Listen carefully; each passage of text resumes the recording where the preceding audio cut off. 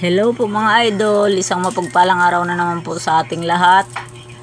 Welcome po muli sa aking munting channel. Samahan niyo po ako magluto ng ano po yan mga lods, bias.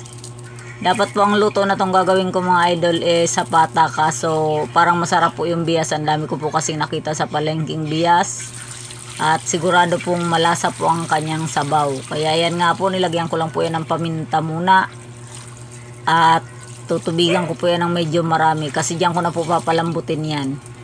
Matigas rin po kasi yung mga litid-litid niyan mga idol, yung parang sa tuhod po yata yan. At tatakpan ko nga muna po. Ayan, at kulong-kulo na po mga lods, at malambot na rin po yung pork na yan. Pork bias na yan mga idol. Yan lang po ay hintay natin kumulo ng kumulo. At yan, ilalagay ko na nga po ang pinakagulay niyan mga idol. Kamuting kahoy po.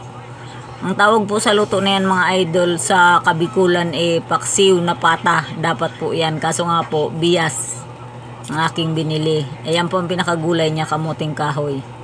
At ilalagay ko na nga rin po ang aking sibuyas at kamatis. Lubog-lubog ko nga lang po yan para maluto naman siya.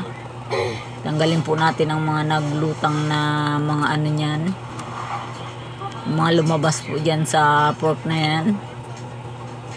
At ang hihintay na lang po dyan nating maluto ay ang kamuting kahoy mga idol. Yan, pakuluin lang po natin mabuti yan. Yan, malambot na po ang ano nyan, mga litid nyan at laman ng ating pork bias. Haluin lang po natin ng konti.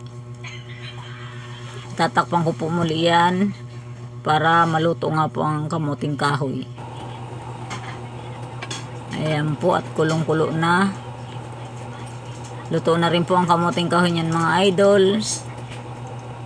At lalagyan ko na nga po yan ng suka. Yan po ang isa sa mga paboritong sinabawan sa Kabikulan mga lods. Ginagawa po nila yan sa pata ng pork. Ayan nga po, at ilalagay ko na rin ang siling haba. At hihintayin ko rin pong maluto yan para lumabas rin po yung pinakabango at lasa ng sili na yan. Kahit na po ganyan lang kasimple ang sinabawan na yan mga idol, pero ang sarap po talaga ng sabaw niya. At yan nga po, nakalimutan ko po palang asinan nung pinakuluan ko, kaya ngayon pa lang po ako maglalagay ng asin. Depende lang po yan sa inyong panlasa mga idol. At haluin ko nga po para matunaw naman ang kanyang asin. At mamaya po ilalagyan ko rin po yan ng betchin.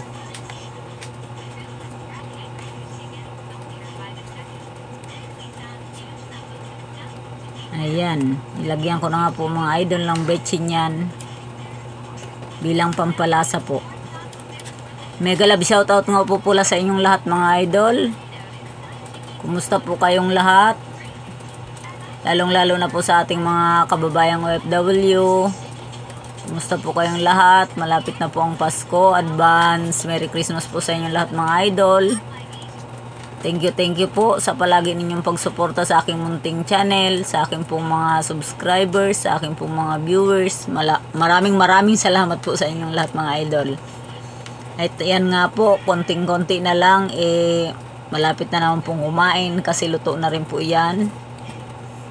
Atin lang pong ayos-ayusin niya mga idol at hihintayin pang medyo lumambot pa ang kanyang pinakagulay. Yan na po ang pinakahuling ricado nun mga lods, ang betchin. Yan lang po ang pinaka ano niya. Ay hindi po pala, mamaya po pala lalagyan ko pa yan ng sibuyas dahon. Kasi yan lang naman po ang pinakagulay niya. Ayan nga po. At hinango ko na, ilalagay ko na po dyan. Habang mainit na mainit pa po yan ang sibuyas dahon na aking inani. Yan, okay na po yan mga lods. Ready to serve na po yan. At kain na naman po. Maraming salamat po sa inyo. Have a nice day po. Kain po tayo mga idol. Yan po, ang sarap po ng sabaw niyan. Lalo na sabaw yan ng bias ng pork. Thank you po and God bless us all po.